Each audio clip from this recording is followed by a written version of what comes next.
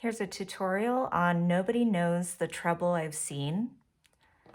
So this is from the Faber Adult Piano Adventures, Book 1.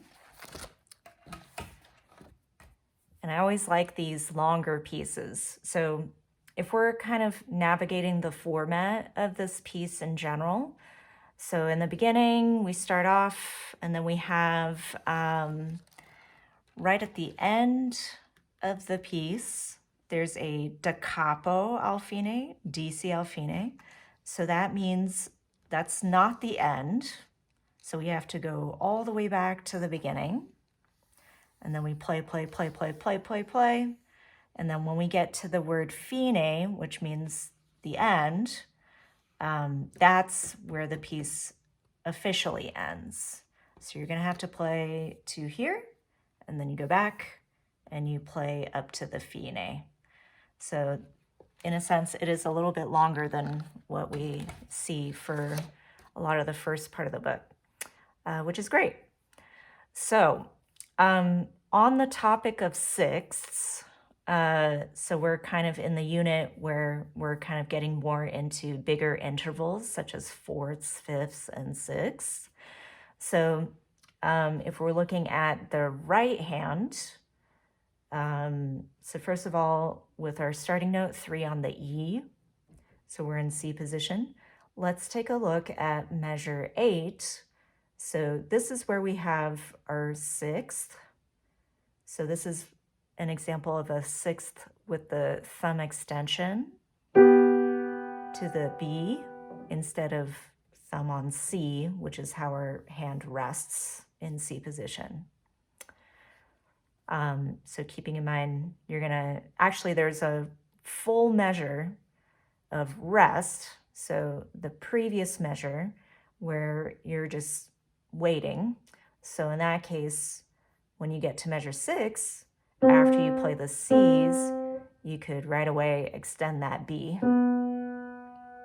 But just keep in mind, after you play the 6th, you're gonna have to go back to the 5th right away, because measure 10, we have thumb on middle C. So just being aware of that fast change with the thumb from B to C.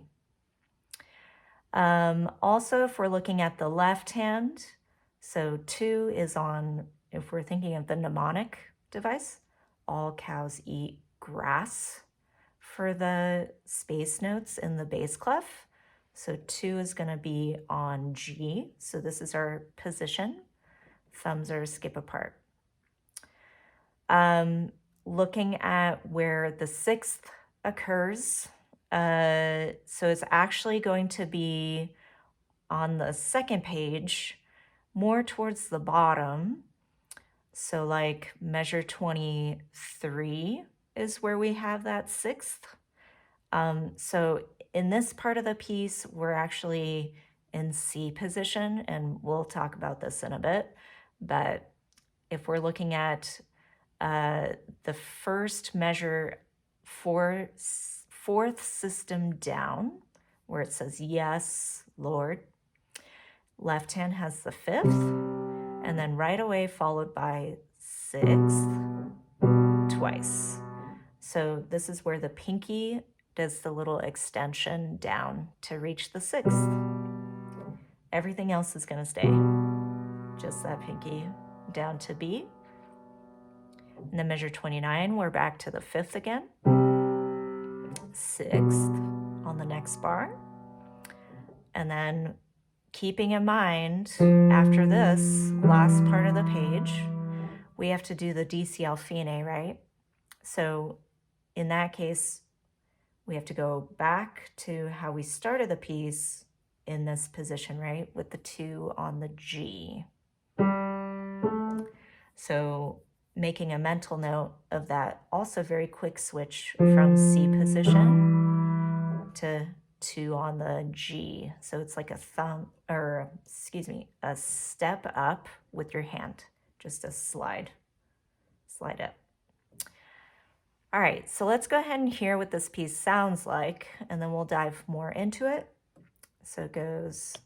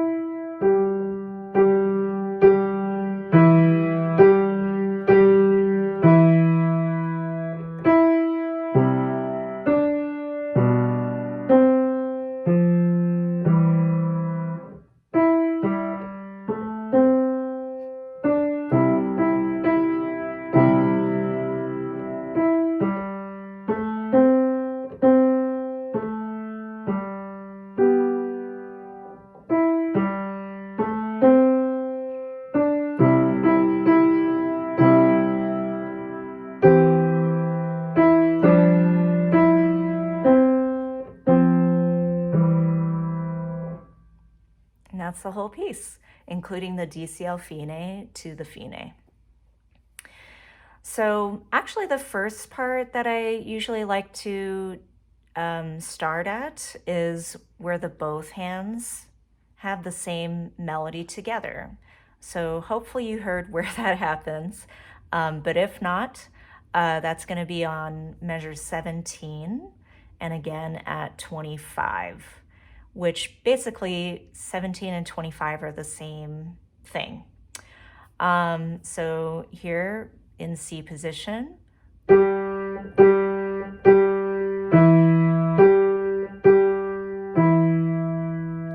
and then it's actually the same thing at 25.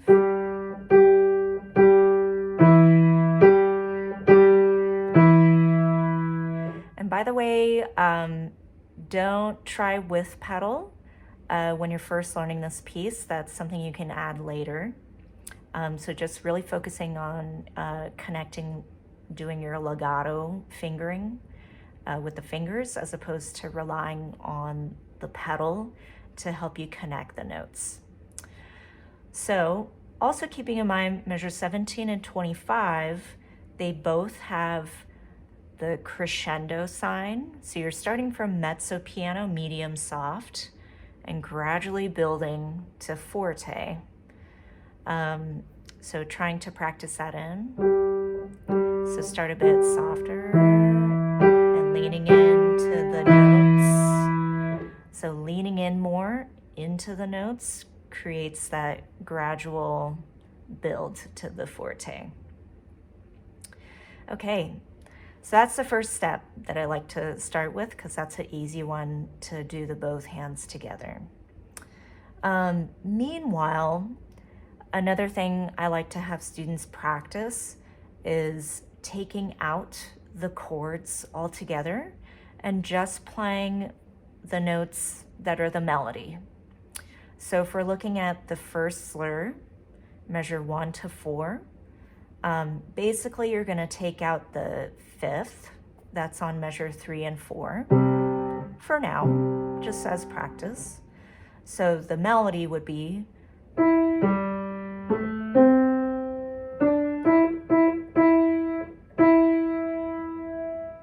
and then again for the next slur,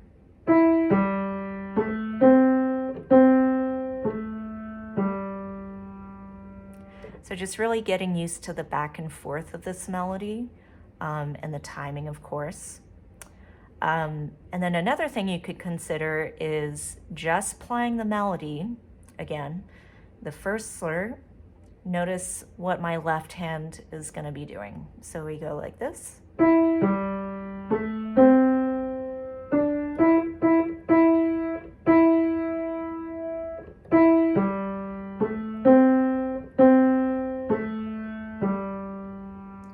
So hopefully you noticed right after I played measure 1, I immediately prepped that left hand to go to C position. So you just slide down a step, but I didn't play the chord, but just prepped it because I know that's what's going to happen when I play all the notes in both hands eventually. So just kind of practicing the slide prep and then coming back to the 2 on the G at measure 5 for the melody again. Similarly, going into measure 9 with this third slur.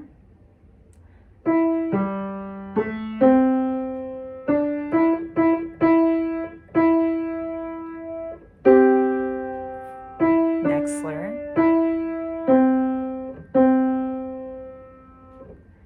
So highly recommend practicing like that for a little bit, just to really get that melody solidified with the rhythm and the ties, of course.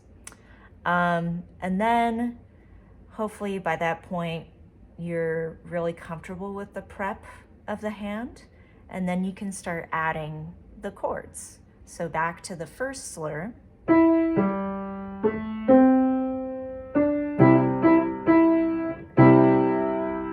Slide.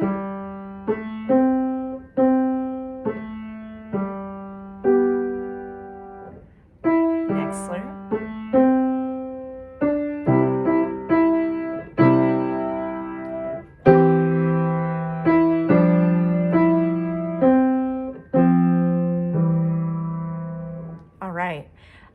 A couple things to note at measure 13, that whole line.